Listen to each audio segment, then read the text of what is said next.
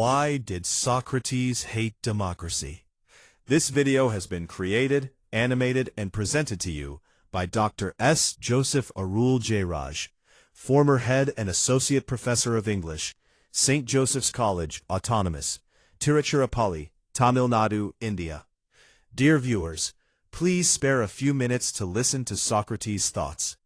The antics of elected representatives, concealed behind the mask of democracy, are being mocked across the nation. At this juncture, I myself am shocked as I share with you the startling observations made by the Greek philosopher Socrates regarding democracy. We're used to thinking very highly of democracy, and by extension, of ancient Athens, the civilization that gave rise to it. The Parthenon has become almost a byword for democratic values, which is why so many leaders of democracies like to be photographed there. It's therefore very striking to discover that one of ancient Greece's greatest achievements, philosophy, was highly suspicious of its other achievement, democracy.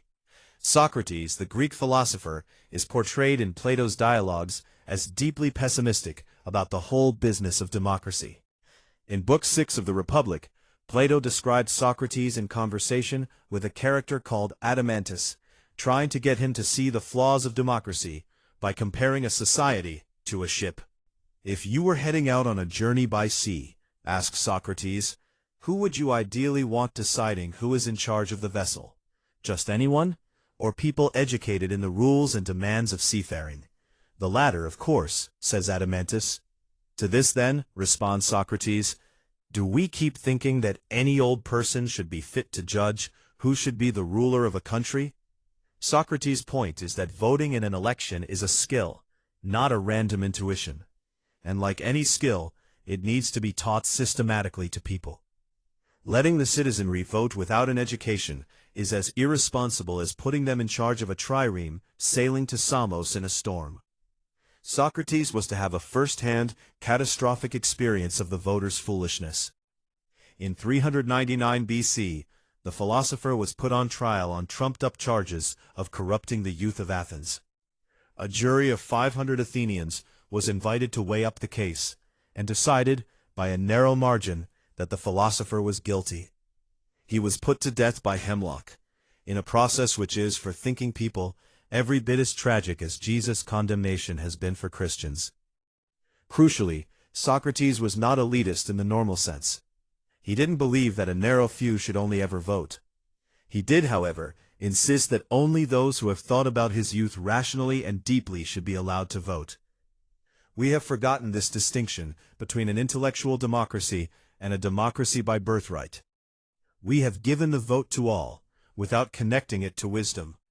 And Socrates knew exactly where that would lead, to a system the Greeks feared above all, demagoguery. Ancient Athens had a painful experience with demagogues. For example, the Luchfiga of Alcibiades, a rich, charismatic, smooth-talking and wealthy man who eroded basic freedoms and pushed Athens to its disastrous military adventures in Sicily. Socrates knew how easily people seeking election could exploit our desire for easy answers.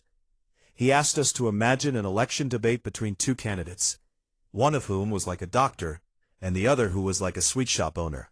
A sweet shop owner would say of his rival, "Look, this person here has worked many evils on you. He hurts you, gives you bitter potions, and tells you not to eat and drink whatever you like.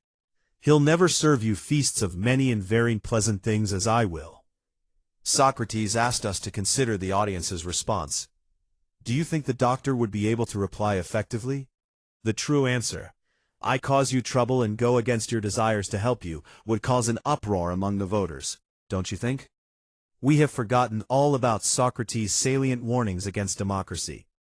We have preferred to think of democracy as good, rather than as something that is only ever as effective as the education system that surrounds it. As a result, we have elected many sweet shop owners and a very few doctors. Let us deeply reflect on Socrates' views and make decisions accordingly.